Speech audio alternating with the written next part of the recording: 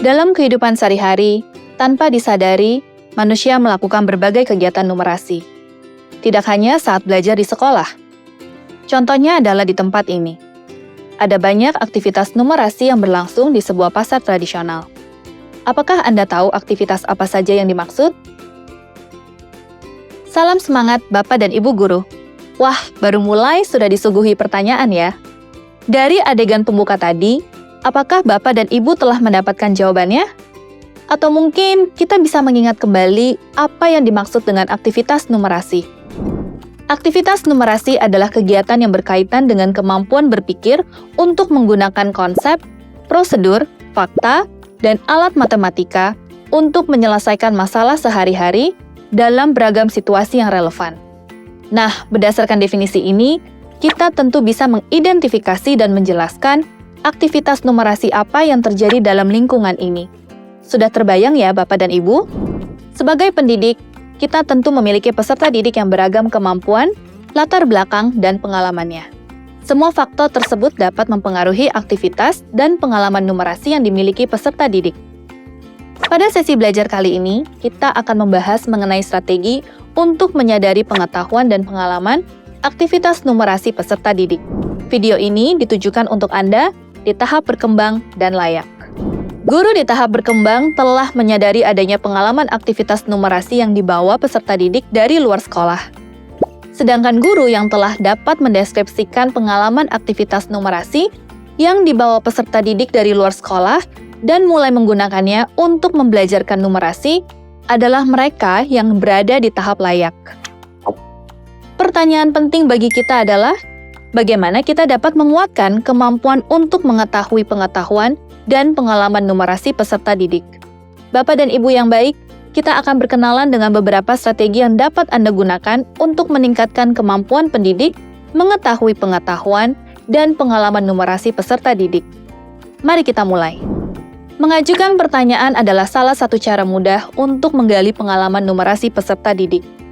Anda dapat melakukan hal ini secara berkala atau saat menemukan momen yang tepat. Tidak harus di dalam kelas, pembicaraan ini dapat berlangsung dalam suasana santai di luar kelas. Misalnya, Anda dapat mengajak peserta didik mengobrol pada jam istirahat. Mungkin menemui beberapa anak di sekitar kantin atau di tempat-tempat mereka berkumpul. Tanyakan mengenai kebiasaan jajan mereka. Beberapa pertanyaan yang bisa Anda ajukan adalah, jajanan apa yang mereka sukai di kantin sekolah dan apa alasannya? Seberapa sering mereka membeli jajanan tersebut? Berapa harganya? Berapa besar uang jajan mereka? Dengan uang jajan tersebut, berapa banyak jajanan yang dapat mereka beli? Tentu Anda juga dapat mengajukan pertanyaan lain yang relevan. Setelah mendapatkan jawaban peserta didik, guru dapat membuat catatan singkat atau mental note. Saat nanti bertemu kembali di kelas dan mendapatkan momen yang tepat, guru dapat mengingatkan peserta didik mengenai hal ini. Misalnya dengan berkata, "Ingat tidak waktu kita ngobrol di kantin? Kamu cerita berapa banyak uang jajan kamu, dipakai jajan apa, dan berapa jajanan yang bisa kamu beli. Itu namanya kamu melakukan numerasi." Kini, Anda telah memiliki informasi seputar pengalaman dan pengetahuan numerasi peserta didik. Apa yang dapat Anda lakukan dengan informasi tersebut? Anda dapat mempelajari pengalaman para peserta didik menggunakan kacamata numerasi. Dalam obrolan sebelumnya, guru bertanya tentang kebiasaan jajan para peserta didik. Beberapa kemungkinan analisis yang dihasilkan dari jawaban para peserta didik adalah 1. Kemampuan murid menghitung nilai uang yang ia miliki saat ia jajan, menunjukkan bahwa kegiatan ini berkaitan dengan konten numerasi untuk materi, nilai mata uang, konsep berat, dan jumlah. Kedua, kegiatan murid membandingkan harga jajanan di sekolah dan di luar sekolah, termasuk dalam materi perbandingan jumlah dan besaran.